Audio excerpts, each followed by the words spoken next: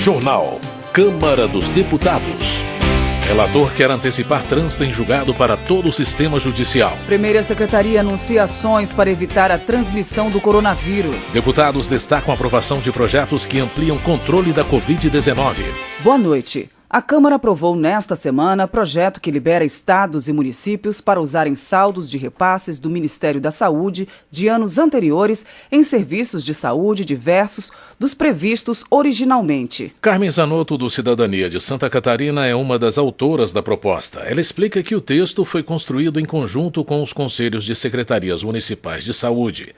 Segundo a deputada, a verba poderá ser usada para fazer frente às necessidades dos municípios sem a preocupação de restrição por parte do Tribunal de Contas. Jorge Sola, do PT da Bahia, comemora a aprovação do projeto que facilita o uso de recursos da saúde pelos estados e municípios. No entanto, o parlamentar teme que a disponibilidade de dinheiro não seja suficiente para responder ao desafio que o SUS tem pela frente diante da Covid-19. Jorge Sola observa que o Sistema Único de Saúde é um patrimônio nacional que precisa ser zelado. Por isso, ele ressalta que vai continuar lutando para ampliar a capacidade de financiamento do SUS. O deputado acrescenta que, mais do que nunca, a população reconhece a importância de um sistema de saúde universal e público. Presidente da Comissão Externa que discute medidas de combate ao coronavírus, Dr. Luiz Antônio Teixeira Júnior, do PP do Rio de Janeiro, elogia a presidência da Câmara pela decisão de manter a casa funcionando. O parlamentar também agradece o apoio de todos os deputados na votação das propostas de combate à Covid-19. Luiz Antônio Teixeira Júnior destaca a aprovação de projeto de sua autoria que autoriza a Anvisa a liberar a venda de álcool em embalagens maiores que as permitidas atualmente. Ele entende que, assim, será possível baratear o preço do produto, conter a ansiedade das pessoas e atender a demanda reprimida. Osmar Terra, do MDB, está preocupado com o risco de brasileiros entrarem em pânico em relação ao coronavírus. Como gestor público que enfrentou o H1N1 no Rio Grande do Sul, o deputado observa que os vírus obedecem a um padrão de contágio semelhante que permite prever como vai acontecer uma epidemia. Osmar Terra avalia que os meios de comunicação preveem um quadro gravíssimo que, segundo ele, não ocorrerá, mas que causa um impacto negativo na economia. Para ele, suspender aulas e ficar em casa não vai interferir na evolução da epidemia. O deputado ressalta que o H1N1 matou 750 pessoas no ano passado e nada foi divulgado pela mídia. Já Joyce Hasselmann, do PSL de São Paulo, considera que todas as medidas anunciadas pelas autoridades sanitárias são necessárias e devem ser obedecidas para evitar a disseminação do vírus. A deputada apoia o fechamento das fronteiras e reitera que toda divulgação sobre a doença não é exagero porque a saúde da população não é brincadeira. Joyce Hasselmann também chama de irresponsável a atitude do presidente Jair Bolsonaro, que saiu do Palácio do Planalto e entrou em contato com a população durante ato no último fim de semana, correndo o risco de contaminar ou ser contaminado pelo coronavírus. No entendimento de Otônio de Paula, do PSC do Rio de Janeiro, a única preocupação da imprensa, além de provocar a histeria sobre o coronavírus, é tentar desacreditar e ridicularizar o presidente Jair Bolsonaro diante da opinião pública. Otônio de Paula lembra que Bolsonaro usou a cadeia de rádio e televisão para desestimular a realização das manifestações e, mesmo assim, foi chamado de irresponsável por cumprimentar no impulso representantes do povo. O deputado também demonstra preocupação com a economia diante do que ele considera ser uma histeria em torno da epidemia. Renildo Calheiros, do PCdoB de Pernambuco, pede que os presidentes da Câmara, do Senado e do Supremo Tribunal Federal estejam vigilantes em relação às ações do Poder Executivo. Segundo Renildo Calheiros, o Brasil parece uma nau desgovernada, com a cadeira da presidência vazia. O deputado afirma, entretanto, que é preciso colaborar com o governo federal na aprovação de projetos de combate à pandemia de coronavírus. João Marcelo Souza, do MDB do Maranhão, também vê um certo alarmismo em relação ao coronavírus, mas diz que é preciso seguir o que o Ministério da Saúde e especialistas recomendam. Ele elogia a atitude da população e defende medidas contra a aglomeração de pessoas em espaços fechados, como shoppings, escolas e restaurantes. João Marcelo Souza espera que o impacto do vírus no Brasil não seja tão grande como na Itália e alerta que é preciso estar atento atento também a outras doenças virais, como o H1N1. Hildo Rocha, do MDB, pede ao Ministério da Saúde que antecipe a vacinação no Maranhão e mande doses extras da vacina contra a gripe para evitar um mal maior. De acordo com o deputado, só neste ano, 26 pessoas já morreram com H1N1 no estado. Hildo Rocha explica que o grande volume de chuvas deixou desabrigadas várias famílias que moram nas proximidades dos rios Tocantins, Itapicuru, Mearim e Parnaíba. E como as pessoas estão sendo colocadas em abrigos provisórios, como escolas e ginásios esportivos, o risco de contaminação é maior. A primeira secretária da mesa diretora da Câmara, deputada Soraya Santos, detalhou as medidas adotadas para evitar que a casa seja um vetor de transmissão do coronavírus, com deputados e assessores transitando por todos os estados. O repórter Cláudio Ferreira nos traz mais detalhes. Em entrevista à TV Câmara, a primeira secretária Soraya Santos, deputada pelo PL do Rio de Janeiro, detalhou as medidas que estão sendo tomadas pela casa para enfrentar a pandemia do novo coronavírus.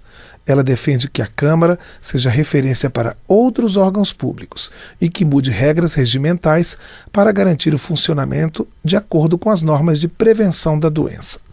Está sendo instalado, por exemplo, um sistema de deliberação remota para que os parlamentares possam participar das sessões do plenário, respeitando a recomendação de isolamento social. Segundo a primeira secretária, a intenção é evitar que deputados de estados onde haja casos confirmados de contaminação por coronavírus sejam transmissores para parlamentares de estados onde a doença ainda não chegou. Qual é a nossa missão maior? Primeiro, desenvolver, testar e validar as ações do plenário. Então nós temos que colocar a opinião, o dever de cada parlamentar como representante da sociedade brasileira num diálogo aberto que a sociedade possa acompanhar declarando o seu voto. Em dias de maior movimento, às terças e quartas-feiras, circulam em média pelo prédio do Congresso 20 mil pessoas. Por isso, as medidas anunciadas pela deputada Soraya Santos também pretendem diminuir esse fluxo. Isso inclui alguns grupos de servidores e funcionários terceirizados, como os maiores de 60 anos, as gestantes, quem tem doenças que diminuem a imunidade e mães de bebês de até 3 meses. Todos esses estão em regime de teletrabalho. Para outras categorias, ela explica que a rotina também foi alterada. Agente de segurança, agente de saúde, é nessa hora que você precisa mais dele. Então a gente fez previsão até de retirada de férias, se aqui tivesse, plantão 24 horas, finais de semana. A gente está dando uma demonstração para a sociedade a importância da vida de uma pessoa. Funcionários que tiverem viajado para o exterior precisam ficar em isolamento por 7 dias antes de voltar ao trabalho.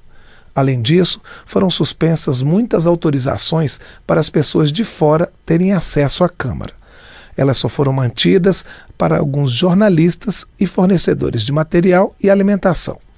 A primeira secretária também informou que até o mês de abril, um sistema digital para a permissão de entrada nas dependências da Câmara, com a utilização de QR Codes, será implantado.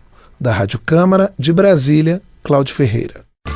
Coronavírus. Evite o contágio. A transmissão do novo coronavírus no país ainda está em andamento e o contágio costuma ocorrer pelo ar ou por contato pessoal com secreções contaminadas, tais como gotículas de saliva, espirro, tosse, catarro, contato pessoal próximo como toque ou aperto de mão, contato com objetos ou superfícies contaminadas e depois o contato com a boca, nariz ou olhos. A prevenção é o melhor remédio. Uma campanha da Rádio Câmara. Agricultura.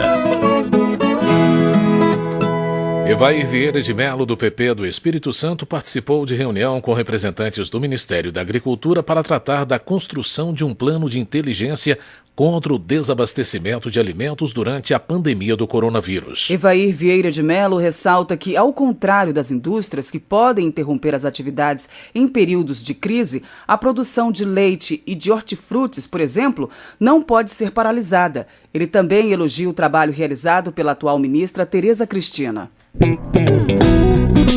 Consumidor. Eduardo Bismarck, do PDT do Ceará, apresentou o projeto que propõe, em períodos de emergências sanitárias como o atual, a proibição do corte no fornecimento de energia aos cidadãos brasileiros por até 6 meses. Segundo Eduardo Bismarck, a medida visa proteger trabalhadores informais que, sem a renda habitual durante a crise do coronavírus, terão de ficar em casa consumindo energia. Economia.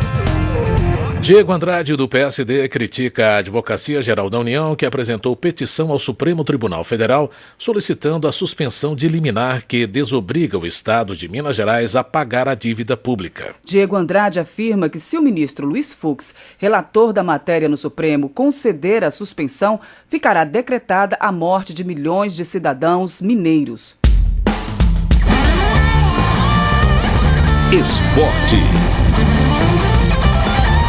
Campeonatos de jogos eletrônicos estão se tornando os maiores eventos esportivos do mundo, movendo cifras astronômicas e mobilizando fãs em todo o Brasil. Para estimular o debate sobre esses eventos no parlamento, deputados lançaram a Frente Parlamentar dos Games. O repórter Eduardo Tramarim tem os detalhes. O mercado de esportes eletrônicos e jogos cresce rapidamente no país. E com o objetivo de dar apoio a esse mercado em rápida expansão, foi criada a Frente Parlamentar em prol dos esportes eletrônicos e games. Parlamentar integrante da nova frente, o deputado Luiz Lima, do PSL do Rio de Janeiro, diz que a sociedade se modifica de forma rápida e o parlamento precisa estar sintonizado com essas mudanças. Para ele, a prática do esporte eletrônico é uma novidade e deve fazer parte da pauta parlamentar. Hoje o esporte eletrônico ele é praticado no Brasil por milhões de jovens. No mundo, eu diria que chega talvez a 1 bilhão de praticantes. Então, os jogos eletrônicos, ele une a preparação física, a preparação mental, você tem a disputa por equipes. Então, hoje, para você ser um grande jogador de esporte eletrônico, e para quem ainda não percebeu, você precisa também fisicamente estar muito bem equilibrado. Então, você já tem disputas a nível nacional, continental, mundial e possivelmente, num futuro bem próximo, nós teremos as Olimpíadas de Jogos Eletrônicos e os eventos eles vão aumentar cada vez mais. Para o presidente da Frente Parlamentar, deputado Coronel Crisóstomo, do PSL de Rondônia, a frente surge para dar apoio ao setor. A frente vem para incentivar, para ser um colaborador, para ser um apoiador, seja da indústria, seja dos jogos, seja dos eventos, dos vetores da educação, da saúde, vetores do esporte. Então, vem para ser um colaborador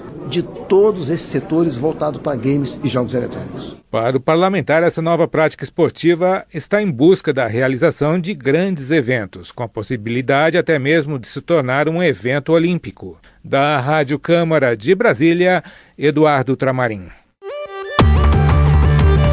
Segurança Pública.